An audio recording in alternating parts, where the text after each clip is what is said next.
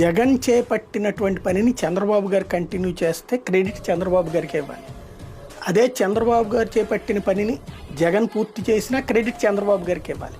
Hitech సిటీని శంకుస్థాపన చేసి ప్రారంభించే దానికి సంబంధించినటువంటి పనులు ప్రారంభించినటువంటి నేదురుమల్లి జనార్దన్ రెడ్డికి ఆ క్రెడిట్ ఇవ్వకూడదు, పుట్టినటువంటి చంద్రబాబుకే ఇవ్వాలి. ఆ తర్వాత అసలు అదంతా పూర్తి చేసినటువంటి రాజశేఖర రెడ్డికి కానీ ఆ తర్వాత ఉన్నటువంటి వాళ్ళకి ఇవ్వకూడదు. అదే చంద్రబాబు గారు మధ్యలో పోలవరం అంతకుముందు ఎప్పుడో రాజశేఖర రెడ్డి హయాంలో ప్రారంభించిన పోలవరం తర్వాత పూర్తవుతున్న మధ్యలో ఆగిన మొత్తం చంద్రబాబు గారికి క్రెడిట్. అంటే మంచి జరిగితే బాబు క్రెడిట్ ఇవ్వాలి, చెడు జరిగితే ఎదురోళ్ళ మీదకి నెపం వేయాలి. ఇది మన రాష్ట్రంలో మీడియా వ్యవహార శైలి, అది నడుస్తూ ఉంది కూడా.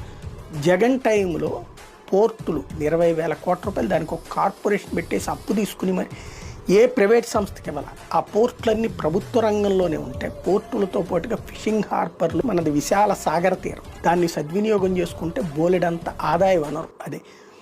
అందుకని port based economy, blue economy అని దానికి పేరు కూడా అనమాట. దాని మీదకే దృష్టి సారించాడు.